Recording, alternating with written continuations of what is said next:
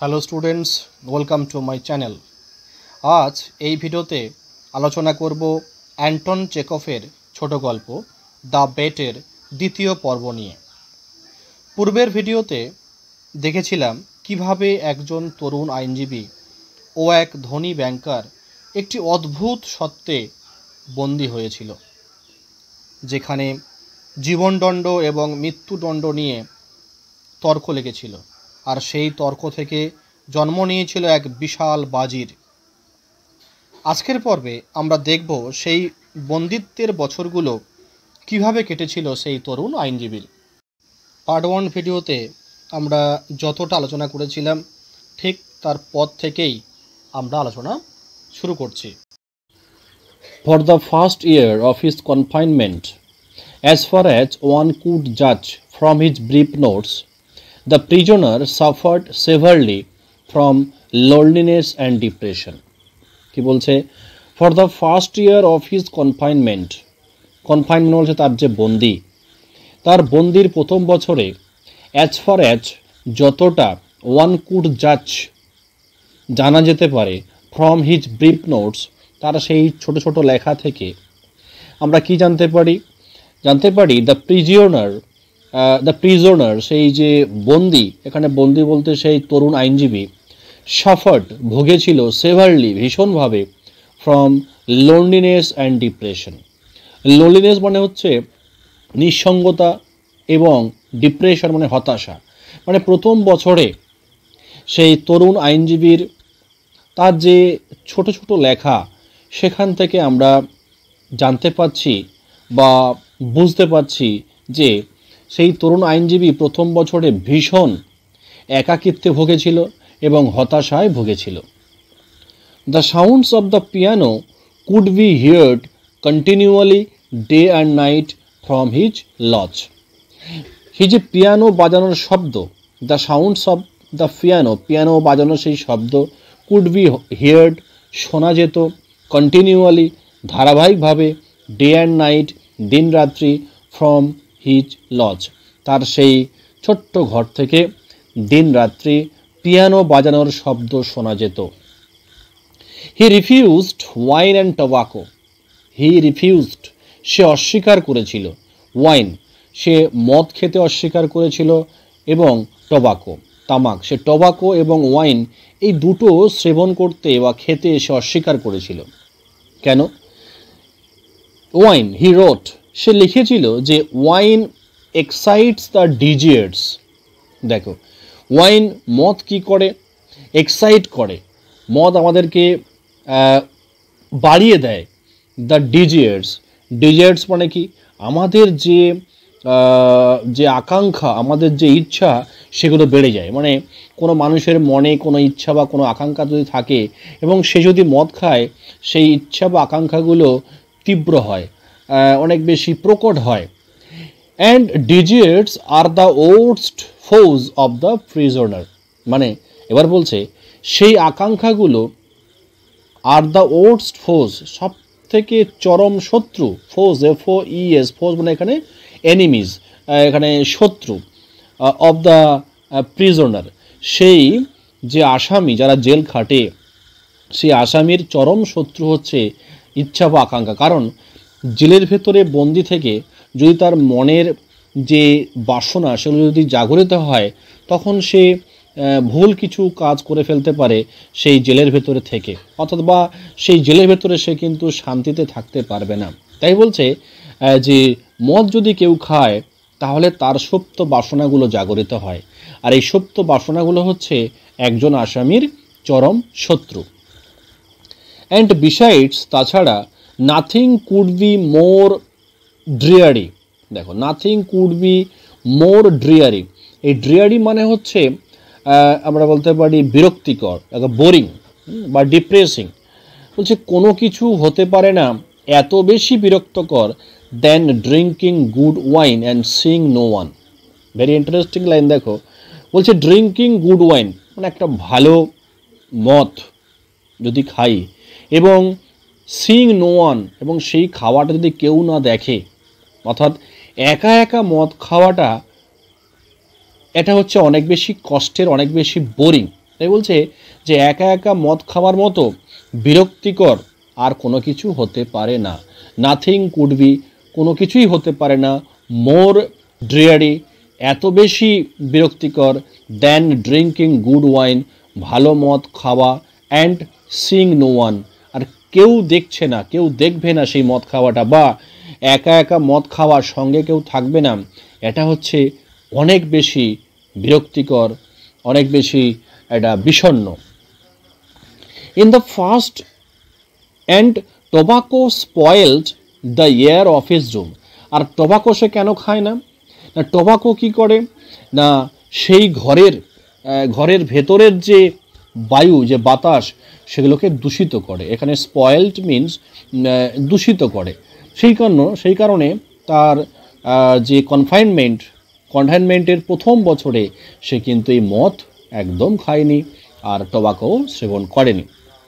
In the first year, প্রথম বছরে, the books he sent for, মানে যে বইগুলো তিনি চেয়ে পাঠিয়েছিলেন, হি সেন্ট ফর তিনি চেয়েছিলেন, ওয়ার প্রিন্সিপালি মূলত অফ এ লাইট ক্যারেক্টার, মানে একটা হালকা চরিত্র, খুব বেশি জটিল চরিত্র নয়, এরকম কিছু চরিত্রের বইগুলো সে চেয়ে পাঠিয়েছিল। Novels with a complicated love plot, এবং যে সমস্ত উপন্যাসগুলো চেয়ে পাঠিয়েছিল সেগুলো ছিল একটা জটিল, মানে কমপ্লিকেটেড মানে জটিল, লাভ প্লট মানে একটা প্রেমের কাহিনী রয়েছে, জটিল প্রেমের কাহিনী রয়েছে এমন উপন্যাস চেয়ে পাঠিয়েছিল। Sensational and fantastic stories, sensational মানে কি উত্তেজনাপূর্ণ, এবং ফ্যান্টাস্টিক মানে চমৎকার কিছু গল্প, সেই সমস্ত বই তিনি চেয়ে পাঠিয়ে, অ্যান্ড সো অন, এবং ইত্যাদি। তাহলে প্রথম বছরে যে বইগুলো চেয়ে পাঠিয়েছিল সেগুলো কি ছিল? হালকা চরিত্রের বই ছিল, জটিল ভালোবাসার কাহিনী আছে এমন উপন্যাস, উত্তেজনাপূর্ণ এবং চমৎকার গল্প রয়েছে এমন কিছু বই চেয়ে পাঠিয়েছিল। এটা গেল প্রথম বছর। ইন দ্য সেকেন্ড ইয়ার, দ্বিতীয় বছরে, the piano was silent in the lodge, দ্বিতীয় বছরে সেই লজে অর্থাৎ সেই ঘরে পিয়ানোর কিন্তু আওয়াজ শোনা যাচ্ছিল না, সাইলেন্ট, নীরব ছিল, একদম নিস্তব্ধ ছিল, পিয়ানো বাজানোর কোনো শব্দ সেখানে শোনা যায়নি। And the prisoner asked only for the classics, prisoner কি চেয়েছিল? আস্কড চেয়েছিল অনলি কেবলমাত্র ফর দ্য ক্লাসিক্স, মানে ক্লাসিক্স বলতে মানে উচ্চ গুণগত মানের বই, মানে বুকস অফ হাই কোয়ালিটি, ভালো কোয়ালিটির বই সে কিন্তু চেয়ে পাঠিয়েছিল, উঁচু দরের সাহিত্যকৃতি, ভালো ভালো উচ্চমানের বই, যেমন হোমারের এলিয়াড, ওডিসি, এই ধরনের যে উচ্চমানের বই সেগুলো চেয়ে পাঠিয়েছিল। ইন দ্য ফিফথ ইয়ার, দেখো আমরা চলে এলাম দ্বিতীয় বছরের পর থেকে পঞ্চম বছরে। ইন দ্য ফিফথ ইয়ার, পঞ্চম বছরে, মিউজিক ওয়াজ অডিবেল এগেন, পঞ্চম বছরে আবার সেই ঘর থেকে গান শোনা যাচ্ছিল। মানে অডিবেল মানে কি? অডিবেল মানে যেটা হচ্ছে শ্রবণযোগ্য, মানে সেখান থেকে গান ভেসে আসছে। And the prisoner asked for wine, আর সেই প্রিজনার, সেই বন্দি, সে আবার মদ চাইতে শুরু করেছিল। আস্কড ফর ওয়াইন, মদ চেয়েছিল। Those who watched him through the window, যারা তাকে দেখেছিল, ওয়াচড মানে দেখেছিল, থ্রু দ্য উইন্ডো সেই জানালা দিয়ে যারা তাকে দেখেছিল, সেড দ্যাট তারা বলেছিল যে, অল দ্যাট ইয়ার মানে ওই বছরটা, সারা বছর জুড়ে, হি স্পেন্ট সে কাটিয়েছিল, doing nothing but eating and drinking and lying on his bed, frequently yawning and angrily talking to himself. দেখো তাহলে জানালা দিয়ে যারা তাকে দেখেছিল তারা কি বলল? তারা বলছে ওই যে সারা বছর জুড়ে হি স্পেন্ট সে কাটিয়েছিল, ডুইং নাথিং বাট ইটিং কি করে? খেয়ে, ড্রিঙ্কিং মদ পান করে, and lying on his bed বিছানায় শুয়ে শুয়ে, ফ্রিকুয়েন্টলি ইয়নিং ঘন ঘন হাই তুলত, and angrily talking to himself এবং রাগান্বিতভাবে নিজের সাথে কথা বলতো। তাহলে সে খাওয়া দাওয়া করেছে, মদ পান করেছে, কখনো বিছানায় শুয়ে থাকতো, আবার ফ্রিকুয়েন্টলি ইয়র্নিং ঘন ঘন হাই তুলতো, এবং নিজের সাথে রাগান্বিতভাবে কথা বলতো। এইভাবে সে কিন্তু সময়টা কাটিয়েছে। He did not read books, সে বই পড়তো না। সামটাইমস অ্যাট নাইট, কখনো কখনো রাত্রে, he would sit down to write, সে লিখতে বসে যেত। হি উড সিট ডাউন, সে বসে যেত, টু রাইট, লিখতে। He would spend hours writing, সে ঘন্টার পর ঘন্টা কাটিয়ে দিত এই লেখালেখি করে, মানে এই রাত্রে ঘুম থেকে উঠে ঘন্টার পর ঘন্টা সে লিখতেই থাকতো। অ্যান্ড ইন দ্য মর্নিং, আর সকালবেলা টিয়ার আপ, ছিঁড়ে ফেলতো all that he had written. All মানে যা কিছু সে রাত্রে লিখেছিল সারা রাত ধরে বসে বসে, সব কিছু সে সকালবেলা হলে সেগুলো ছিঁড়ে ফেলতো। মোর দ্যান ওয়ান্স, একের চেয়ে অধিক বার, he could be heard crying, তাকে কাঁদতে শোনা যেত। অনেকবার সে একা একা কান্নাকাটি করত। In the second half of the 6th ইয়ার, মানে তার যে বন্দির মানে 6th ইয়ার, ষষ্ঠ বছরের দ্বিতীয় অধ্যায়, অর্থাৎ 6 মাসের পরে, the prisoner began zealously studying languages, সেই প্রিজনার অর্থাৎ সেই ইয়াং লয়ার, সেই তরুণ আইনজীবী, সে বিজ্ঞান শুরু করেছিল জেলাসলি। জেলাসলি মানে হচ্ছে উৎসাহের সঙ্গে, হ্যাঁ, মহা উৎসাহের সঙ্গে, স্টাডিং পড়তে, ল্যাঙ্গুয়েজ, বিভিন্ন রকম ভাষা পড়াশোনা করতে শুরু করলো, বিভিন্ন রকম ভাষা শিখতে শুরু করলো, ফিলোসফি, দর্শন পড়তে শুরু করলো, অ্যান্ড হিস্ট্রি, ইতিহাস পড়তে শুরু করলো। তাহলে সেই তার যে জেল খাটার, তার এখানে যে বন্দিদশার 6ষ্ঠ বছরের দ্বিতীয় হাফে কি করেছিল না, বিভিন্ন রকম ভাষা শিখতে শুরু করেছিল, দর্শন এবং ইতিহাস অধ্যয়ন করতে শুরু করেছিল। He threw himself eagerly into this studies. দেখো, threw himself eagerly, threw into মানে কি, নিয়োজিত করেছিল। তাহলে সে নিজেকে নিয়োজিত করেছিল ইগারলি, ভীষণভাবে, ইনটু দিস স্টাডিজ, এই সকল পড়াশোনায়। কোন স্টাডি? এই ভাষা অধ্যয়ন করা, দর্শন পড়া, ইতিহাস, এই সকল পড়াশোনা নিজেকে নিয়োজিত করেছিল। সো মাচ সো দ্যাট, এতটাই যে, the banker had enough to do. দেখো, এখানে ব্যাংকার সেই বৃদ্ধ ব্যাংক ব্যবসায়ী, had enough to do, enough to do মানে যথেষ্ট বেগ পেতে হয়েছিল। টু গেট হিম, তাকে যোগান দিতে, এখানে টু গেট হিম মানে যোগান দেওয়া। হিম বলতে গিয়ে না সেই ইয়াং লয়ার, তাকে যোগান দিতে যথেষ্ট বেগ পেতে হয়েছিল ব্যাংকারকে। কি যোগান দিতে? না, দ্য বুকস হি অর্ডার্ড, বই যোগান দিতে। সেই ইয়াং লয়ার, তরুণ আইনজীবী, যে সকল বই চেয়েছিল পড়ার জন্য, সেই সকল বই জোগাড় করতে ব্যাংকারকে যথেষ্ট বেগ পেতে হয়েছিল। In the course of 4 years, এই 4 বছরে, সাম 600 ভলিউমস, এখানে ভলিউমস বলতে বিভিন্ন বই বা বিভিন্ন বইয়ের খণ্ড, তাই বলছে যে 600 বই ওয়ার প্রকিউরড, জোগাড় করতে হয়েছিল বা সংগ্রহ করতে হয়েছিল, অ্যাট হিজ রিকোয়েস্ট, সেই তরুণ আইনজীবীর অনুরোধে ব্যাংকারকে এই 4 বছরে 600টি বই জোগাড় করতে হয়েছিল। It was during this period, এই সময়ে, that the banker received the following letter, banker পেয়েছিল নিম্নলিখিত চিঠিটি, ফ্রম হিজ প্রিজনার, সেই বন্দির কাছ থেকে নিম্নলিখিত চিঠিটা পেয়েছিল। দেখো চিঠির মধ্যে কি লেখা রয়েছে এবার দেখো। মাই ডিয়ার জেলার, আমার প্রিয় কারাধ্যক্ষ। এখানে জেলার বলতে কাকে বোঝানো হয়েছে? ব্যাংকারকে। ব্যাংকারকে বলা হচ্ছে যে my dear jailer, I write you this lines in 6 languages, আমি তোমাকে লিখছি, এখানে লাইন বলতে যে এই চিঠির যে ভাষাগুলো, আমি এই চিঠির এই ভাষাগুলো লিখছি ইন 6 ল্যাঙ্গুয়েজেস, 6টি ভাষায়, আমি 6টি ভাষায় মানে এই চিঠিটা লিখছি। Show them to people who know the languages, এই যে চিঠিটা আমি 6 রকম ভাষায় লিখেছি, এই চিঠিটা শো দেম, তাদেরকে দেখিও, show them to people who know the language, যারা এই ভাষাগুলো জানে বা বোঝে। লেট দেম রিড দেম, তাদেরকে এই ভাষাগুলো বা এই চিঠির যে বিষয়বস্তু পড়তে দিও। If they find not one mistake, যদি তারা ফাইন্ড নট, যদি তারা না খুঁজে পায় ওয়ান মিস্টেক, কোনো মিস্টেক, যদি তারা কোনো ভুল খুঁজে না পায়, আই ইমপ্লোর ইউ, আমি তোমাকে মিনতি করি, টু ফায়ার আর শুট, একটি গুলি দাগতে, মানে একটা ফায়ার করতে, ইন দ্য গার্ডেন, এই বাগানে যেন একটি গুলি ছোড়ে। হ্যাঁ, এখানে ফায়ার বলতে একটা গুলি ছোড়া তাকে বোঝানো হয়েছে।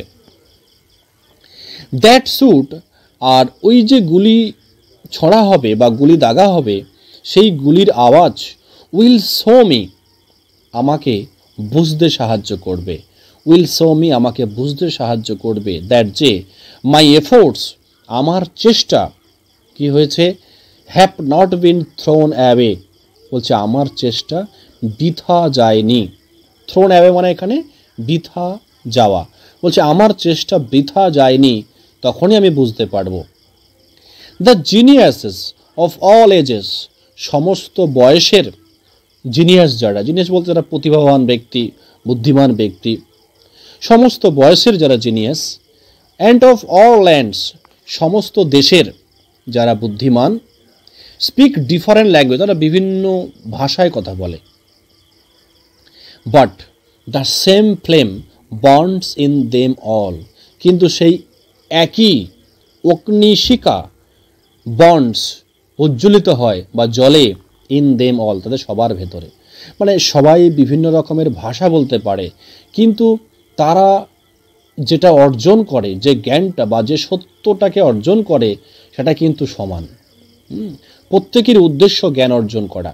হ্যাঁ, তাই বলছে সেম ফ্লেম, একই রকম অগ্নিশিখা, মানে এখানে ফ্লেম বলতে একই রকমের ইচ্ছা, একই রকমের চিন্তা ভাবনা, মানে ভাবনা চিন্তাগুলো কিন্তু প্রত্যেকের একই, সত্য অন্বেষণ করা, জ্ঞান অর্জন করা, এটাই।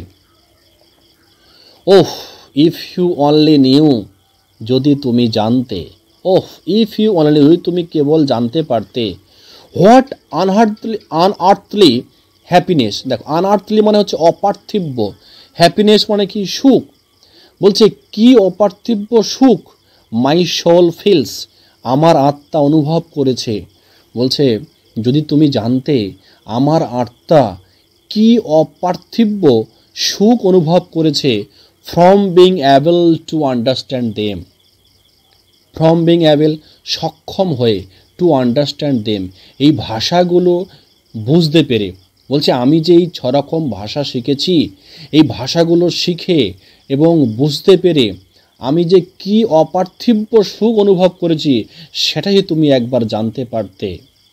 কাকে বলছে এখানে? লয়ার, সেই ব্যাংকারকে উদ্দেশ্য করে বলছে।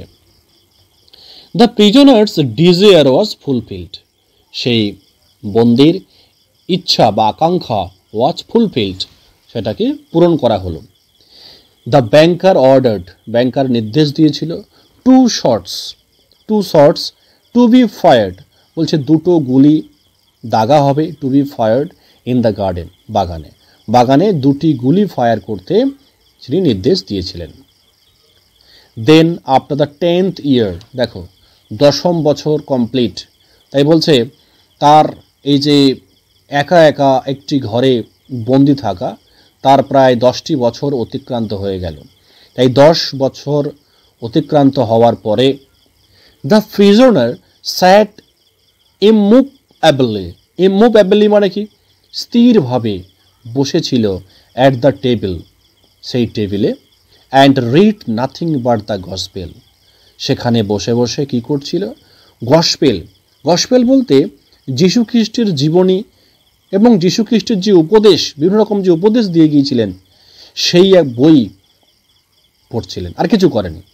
তাহলে 10ম বছরের পরে প্রিজনার তার টেবিলে চুপচাপ বসে থাকতো, বসে এই যীশু খ্রিস্টের জীবনী এবং উপদেশ পড়ত।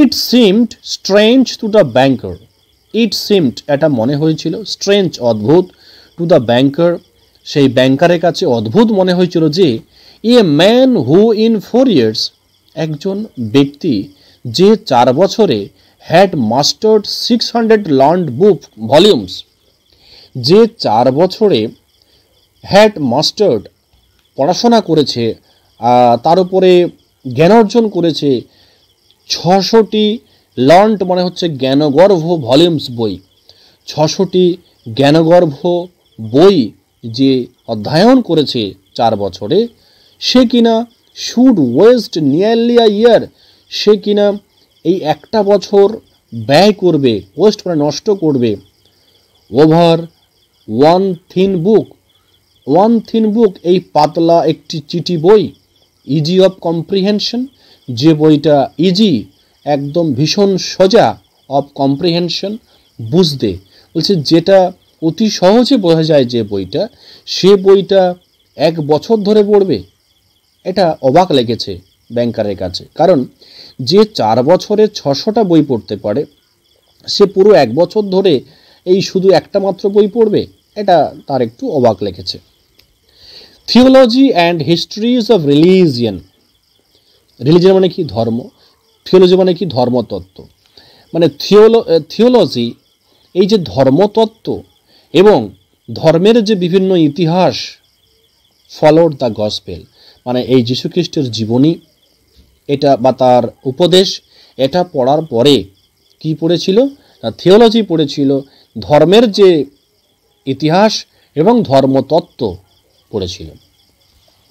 In the last 2 years of his confinement, দেখো তার বন্দির শেষ 2 বছরে, ইন দ্য লাস্ট 2 years শেষ 2 বছরে, অফ হিজ কনফাইনমেন্ট তার বন্দির শেষ 2 বছরে, the prisoner read an immense quantity of books quite indiscriminately. একটু ভালো করে দেখো কি বলছে, দ্য প্রিজনার রিড, তাহলে তার বন্দির শেষ 2 বছরে, মানে 14 এবং 15 এই 2 বছরে, হ্যাঁ, রিড পড়েছিল an immense quantity. Immense quantity বলতে পর্যাপ্ত পরিমাণে, ইমেন্স মানে পর্যাপ্ত, কোয়ান্টিটি মানে কি? পরিমাণে, অফ বুকস পর্যাপ্ত পরিমাণে বই পড়েছিল। কোয়াইট ইনডিসক্রিমিনেটলি মানে কি? কোয়াইট মানে সম্পূর্ণ, ইনডিসক্রিমিনেটলি মানে হচ্ছে মানে কি, র্যান্ডামলি বা হ্যাপাজার্ডলি, মানে কোনো কিছু ঠিক ঠিকানা নেই, উল্টোপাল্টা বই, যাকে আমরা বলি খামখেয়ালিভাবে উল্টোপাল্টা বই পড়েছে, কিন্তু অনেক বই পড়েছে।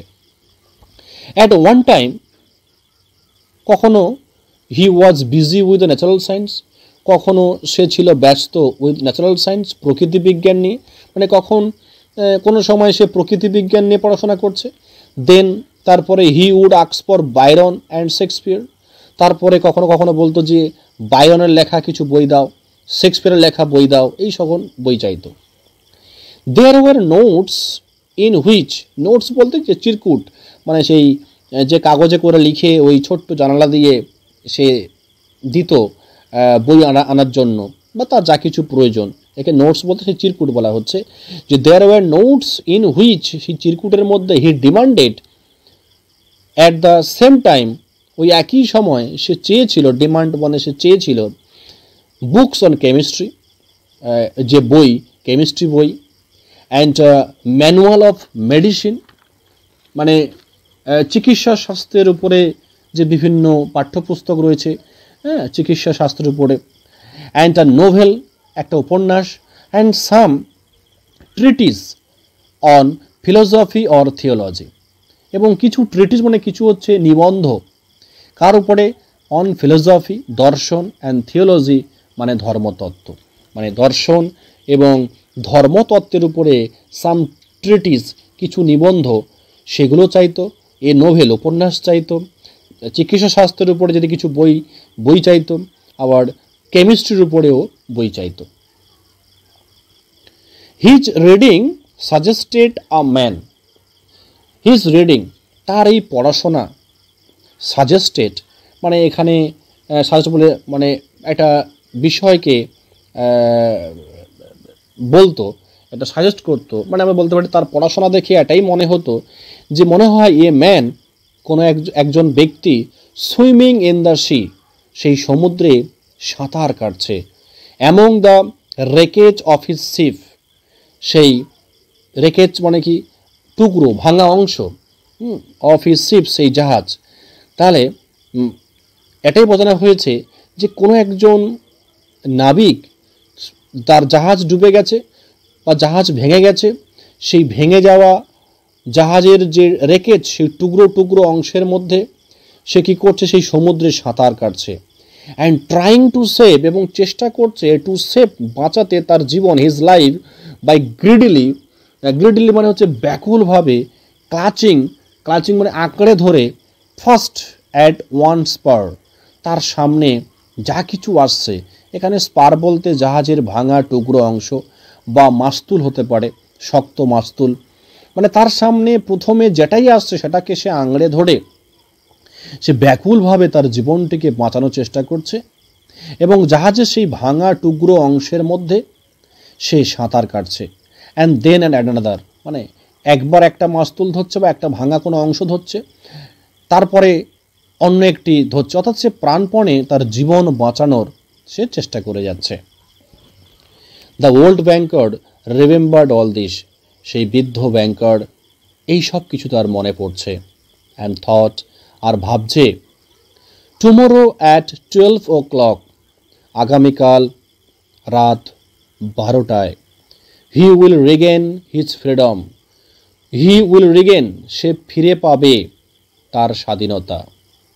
বাই আওয়ার এগ্রিমেন্ট, আমাদের চুক্তি অনুসারে, I ought to pay him, আমার উচিত তাকে দেওয়া 2 million রুবেল, 2 million রুবেল তাকে আমাকে দেওয়া উচিত। ইফ আই ডু পে হিম, যদি আমি তাকে এই পরিমাণের টাকাটা প্রদান করি, পে মানে প্রদান করা, it is all over with me, all over with মানে কি, ইট উইল ফিনিশ মি, আমাকে সর্বশান্ত করে দেবে। It is all over with me মানে আমার সব চলে যাবে, সব কিছু শেষ হয়ে যাবে। I shall be আটারলি ruined, I shall be আটারলি, আটারলি মানে সম্পূর্ণভাবে, রুইন্ড ধ্বংস হয়ে যাওয়া, আমি সম্পূর্ণভাবে কি হব, আমি ধ্বংস হয়ে যাব। 15 years বিফোর, 15 বছর আগে, হিজ মিলিয়ন্স, তার সেই লক্ষ লক্ষ রুবেল, 15 বছর আগে সেই ব্যাংকারের প্রচুর টাকা ছিল, যে টাকাটা had been beyond his reckoning, had been beyond his reckoning, reckoning মানে হচ্ছে গণনা বা হিসাব, তার এত টাকা ছিল যে সেটা হিসাবের বাইরে, বিয়ন্ড হিজ রেকর্নিং মানে তার হিসাবের বাইরে, হিসেব করা যেত না।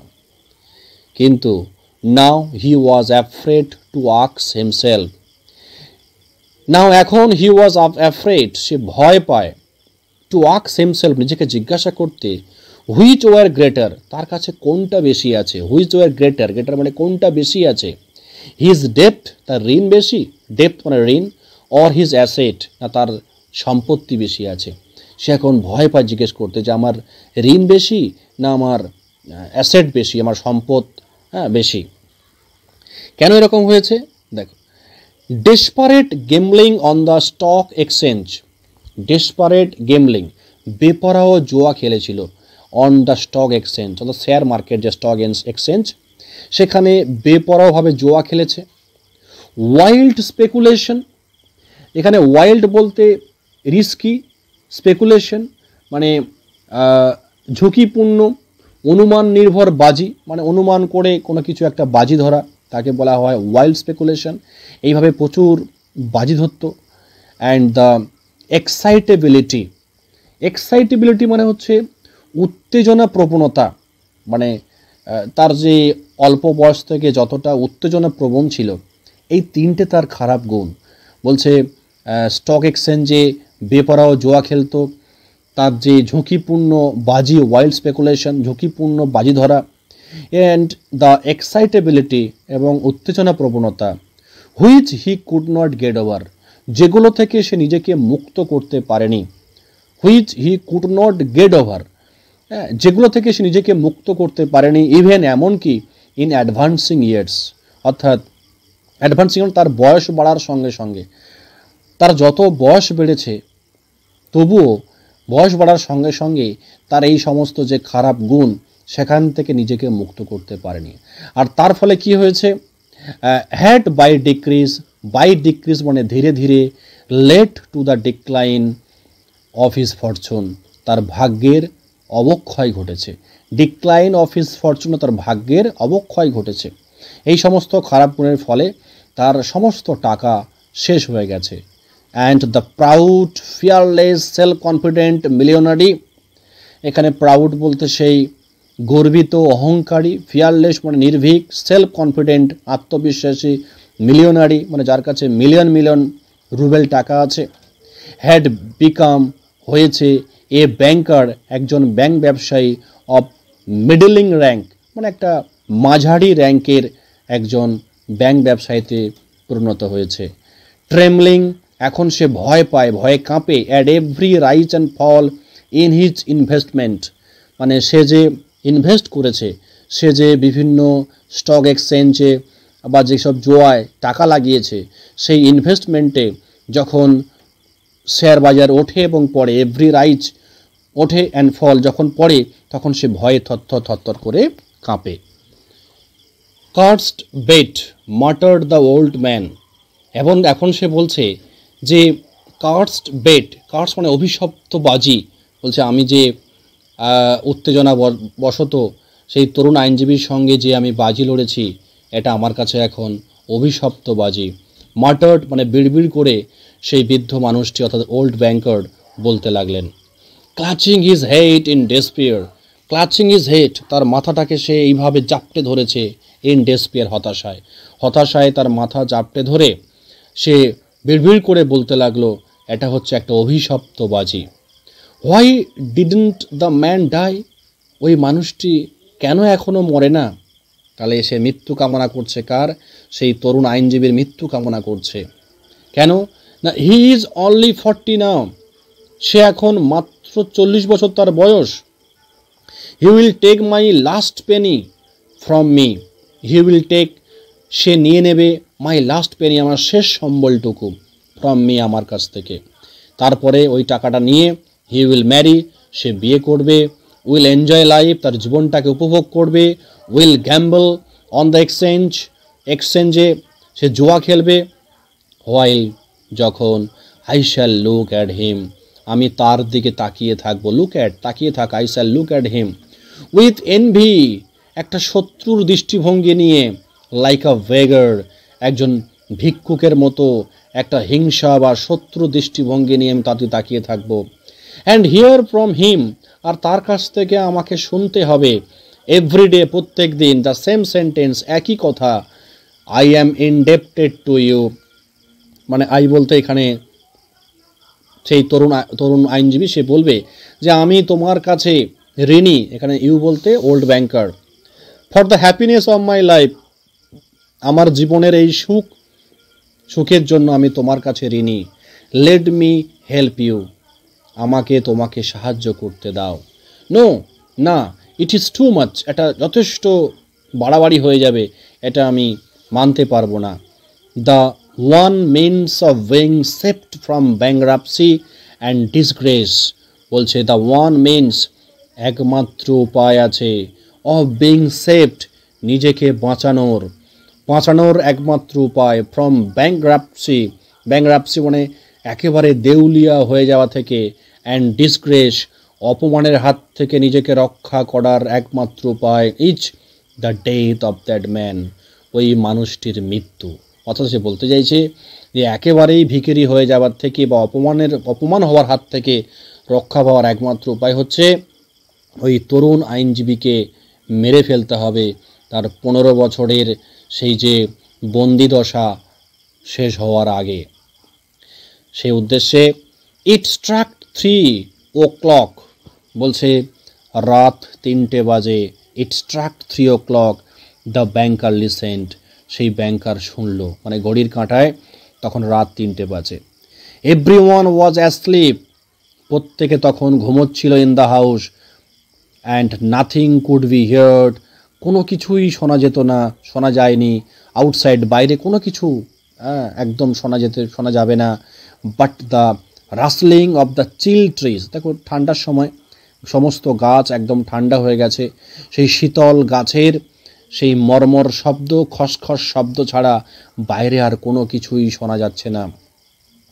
Trying to make no noise, trying মানে চেষ্টা করে, টু মেক নো নয়েজ কোনো শব্দ না করার চেষ্টা করে, he took from a fireproof safe, fireproof মানে কি অগ্নি নিরোধক, মানে যেখানে আগুন লাগবে না, সিন্দুক, অগ্নি নিরোধক সিন্দুক থেকে হি টুক সে নিল, দ্য কি অফ দ্য ডোর সেই দরজার চাবি, মানে যে ঘরে ওই তরুণ আইনজীবী বন্দি রয়েছে, বন্দি নয় সেখানে স্বেচ্ছায় সে সেখানে নিজেকে বন্দি রেখেছে, সেই ঘরের চাবিটা সেখান থেকে নিল। Which had not been opened যে দরজাটি খোলা হয়নি, had not been opened for 15 years 15 বছর ধরে যে ঘরটি খোলা হয়নি, সেই চাবি নিল। পুট অন হিজ ওভারকোট পরে নিল, পুট অন মানে পরে নিল, এখানে put on phrasal verb wore, হ্যাঁ সে ওর WORE ওর মানে পরিধান করলো তার ওভারকোট তার পোশাকটি, and went out of the house আর সেই ঘর থেকে বেরিয়ে গেল সেই তরুণ আইনজীবীকে হত্যা করার জন্য। আচ্ছা, এটা গেল সেকেন্ড পার্ট, এই পর্যন্ত।